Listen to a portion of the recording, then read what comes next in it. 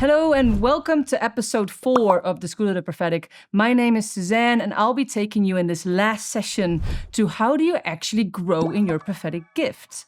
So if you grab your pens, your papers, or maybe even your device, let's go on a journey together to understand how to grow in that thing that God put inside of you.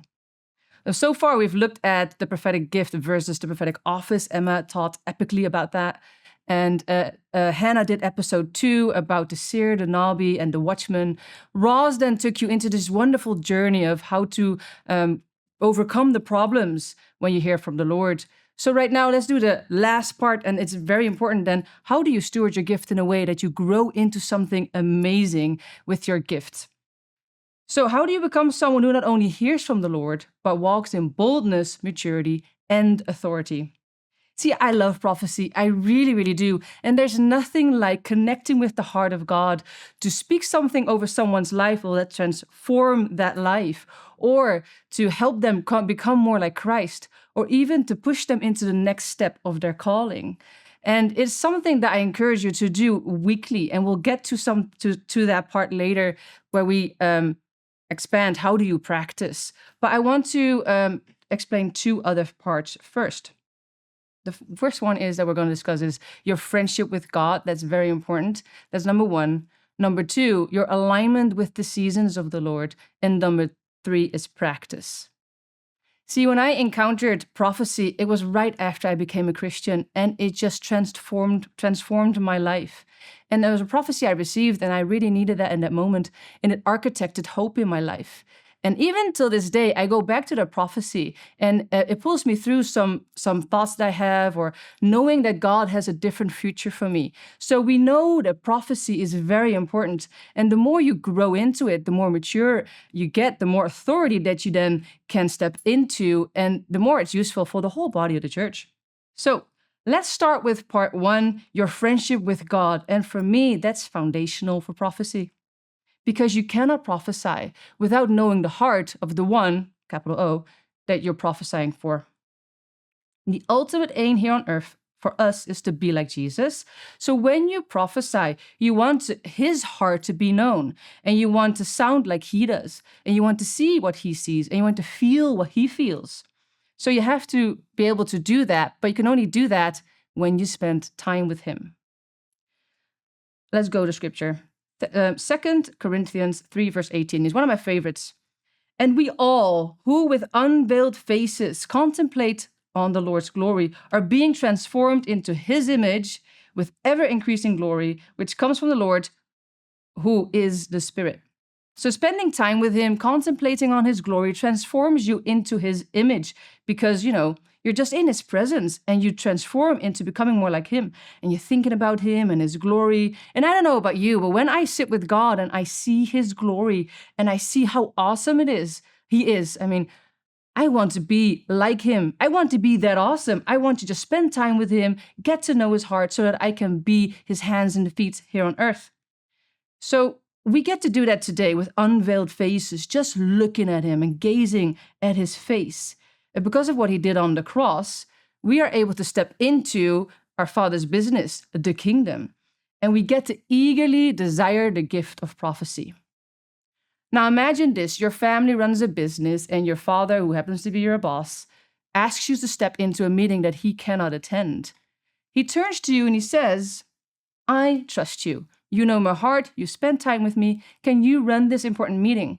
And he'll be able to give you what he wants you to say because you have spent time with him, you have seen him, you know his heart, you know how he makes decisions, you know the intentions, you know all the other things that are going around in the business. So when someone asks a question, you know how to answer.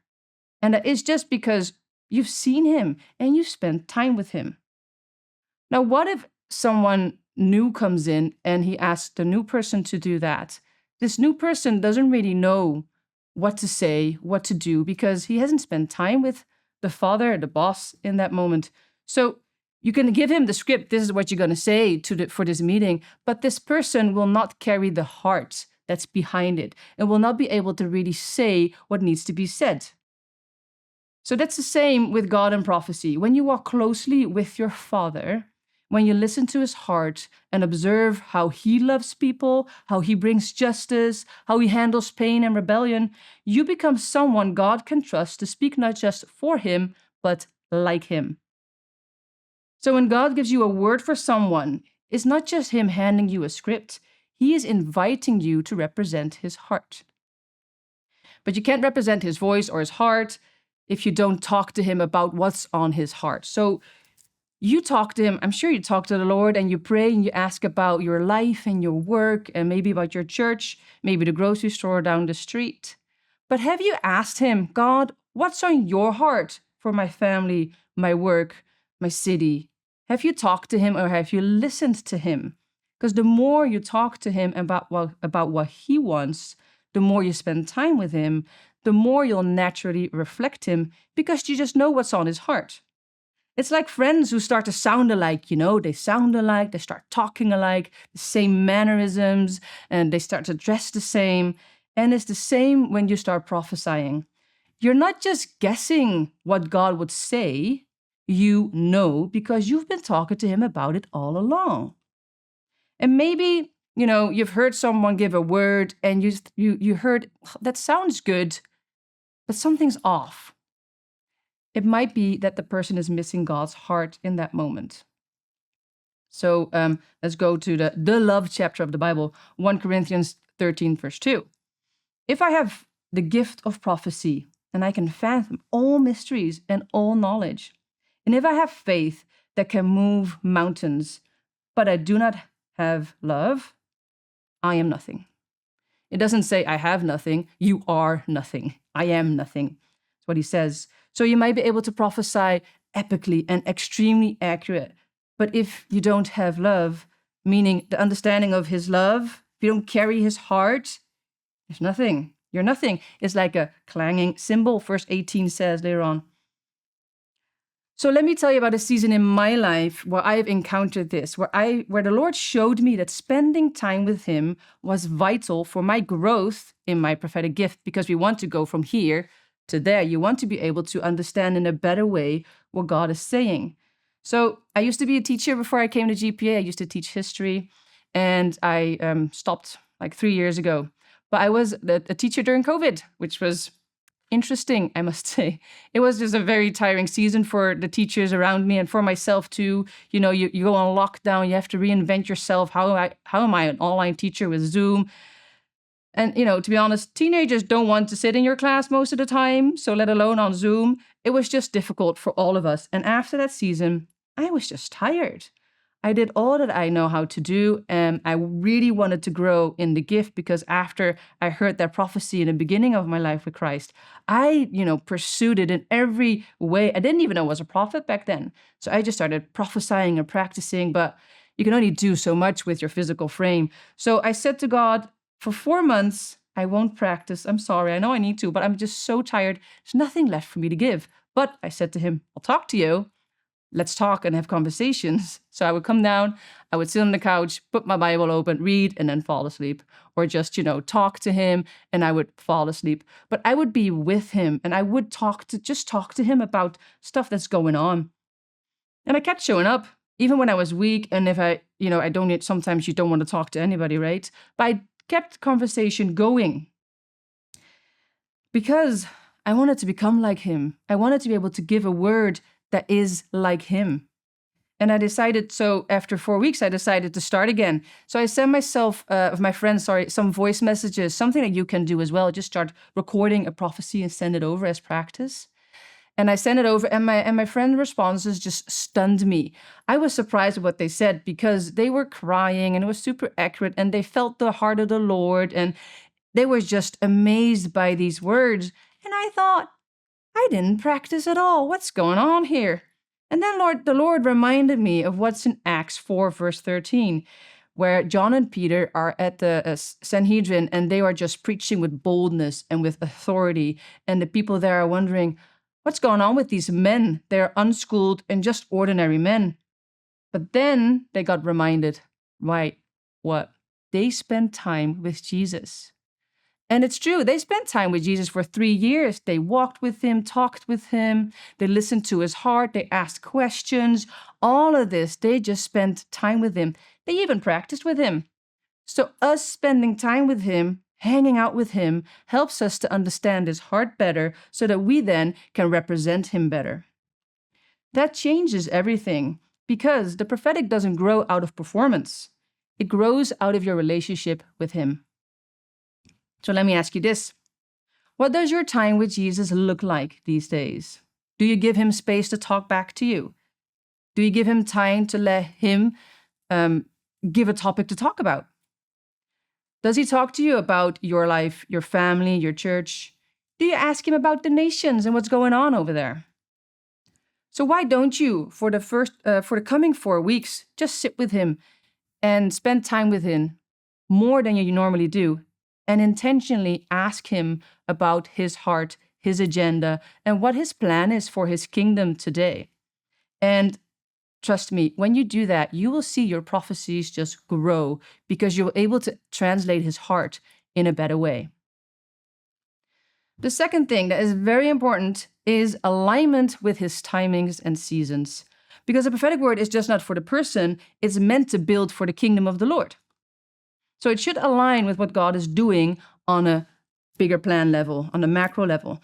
Prophetic accuracy isn't just about giving, more accurate words of knowledge. It's about aligning with what God is doing in the season. Everything has a season. We see that in Ecclesiastes 3, verse 1. There's a time for everything and a season for every activity under the heavens.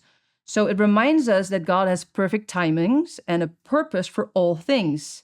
And prophetic words should align with those seasons and timings. Another verse that you can look up is Habakkuk 2, verse 3, where it emphasizes patience and trusting God's timings for it to come to pass. Now, let me give you an example. So, say you're prophesying over someone, and in the spirit, you see a bag of gold with money and gold, and you see that hanging over someone's life. So, you can then prophesy, financial breakthrough is coming. And it might be. But if you don't ask the Lord the bigger question, why, you might risk giving a word that has not the right application. What do you do with the finances? Because you need to prophesy into kingdom purpose. So if you have been talking to God about the current seasons, you know what he's doing globally. You might know that he's exposing greed and that he's actually teaching the church today financial stewardship. So the prophetic word isn't just money is coming. It is God is trusting you with finances for kingdom purposes. And here's how you steward it. This is what the Lord is saying about that. So you need to understand the bigger plan to give more accurate personal words. So right now in 2025, we are in a season of shaking. There's reformation, there's refining, and there's the separation from the remnant. Some nations are going into exile. So say you're prophesying over someone who lives in a nation that's in exile. You need to be able to understand what God is doing so that you can prophesy into that person's life and how to deal with the exile. And maybe God has a purpose for that person to shorten the exile or to raise leaders up there. All those things, you just have to talk to the Lord about that. You have to be in conversation with him about what he's doing globally. So again, if you don't know about why he's saying it, you might end up giving a word that even causes a bit of confusion. Don't give false comfort prophecy that is disconnected from reality. You have to know what God is doing. Don't speak peace when there is actually a call for repentance. Prophecy must align with God's heart in a global, bigger context. Now that is when you start growing into maturity. Do you know what God is doing in your nation and why? Do you know what he's doing in your church? Do you know what he's doing in the world? Have you asked him about his heart in all of these matters and what he's going to do there and unto what and why? So if you sit down with him the coming 4 weeks to talk about, his heart, ask him the bigger plan questions too.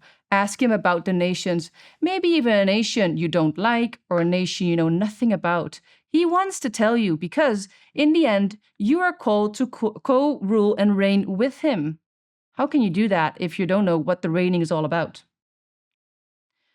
So part 3 or pillar 3 is practice and feedback. Man, it's important to practice. Let me tell you, I've practiced, besides those 4 weeks when I took a break, but practice is such an important thing to do to keep on growing and growing, because you only find out what you did wrong if someone tells you after practice. You can only know what you need to improve if someone tells you after practice. Intimacy matters. Discerning the timings is essentials, but practicing is there where you develop your skill. You have to practice how God speaks to you in the moment, and you have to practice how you then communicate his words through your own voice box, and you have to practice interpretation and application. You know that musicians or professional sports players or dancers, they practice and practice and practice. They're not born ready, So that's what we need to do too. Here at GPA, we often say practice prophecy at least 3 hours a week. Well, I appreciate that you don't have all that time maybe, but I do recommend doing it weekly, just to keep in the rhythm of understanding how God ministers to you in a moment, how he speaks to you, and how your voice is needed and how he wants you to sound when you speak and prophesy. Well, there's 3 verses about practice that I've written down here. 1 Timothy 4, verse 14. Do not neglect your gift, which was given to you through prophecy when the body of elders laid their hands on you. Hebrews 5, verse 14. But solid food is for the mature, who by constant use have trained themselves to distinguish good from evil. 1 Peter 4, verse 10 and 11. Each of you should use whatever gift you have received to serve others as faithful stewards of God's grace in its various forms. So the Bible is clear. Use your gift. Do not know I have it and then don't do anything with it. Now, let me go back to the story when I didn't practice for 4 weeks. It wasn't like I practiced a little, I took a break, and then there I was. I practiced for at least 2 years on a weekly basis. I organized a Zoom call, and we had friends or people that I even didn't know. We just came on and we just started practicing. We were just hungry for this amazing gift. We desired to grow in it. And I know I just get a bit annoyed when I hear myself prophesying something that was the same as a week before, like in the same level. I want to grow and I want to have everything that God has for me in this gift. So what I would say, grab a group of friends, start practicing. And one thing that I've learned in this time, the importance of feedback. And not to pat yourself on the back or to, oh, I've done so bad. It's just to learn and to grow. Because if I would prophesy over someone and I would get some feedback and someone said, oh, this really resonated with me, I would go back with the Lord and in my own memory would go back, oh, that point when I prophesied that, what did that sound like?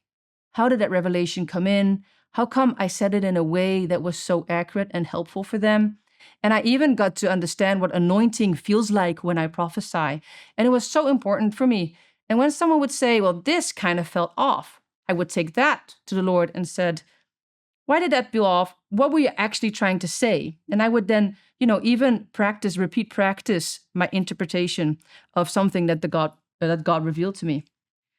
So in the feedback, you'll be able to go back to the skill that you have and, start practicing again and again. And you create this loop of learning where you go back and then go forth and you go back and you go forth into practicing your gift. One thing I want to point out in practicing is the arc of prophecy, we call that. It's your interpretation, your revelation, your interpretation, and your application. Those 3 are the things we usually see in practice. And what we often see is someone has revelation, but then start prophesying that revelation for 3-4 minutes. So let me give you an example. Let's go back to that bag of money and gold. So I can see a bag of gold and I can describe what I see. I see a beautiful blue bag and there's money and there's gold and there rays of light and there's fire and God is pouring the money into your lap and God is just blessing you with money and I see joy and belly laughter and I feel the joy of the Lord too. So what have you actually prophesied there? Not much. You've just described what you've seen. But you need to be able to prophesy the thing that transforms a life.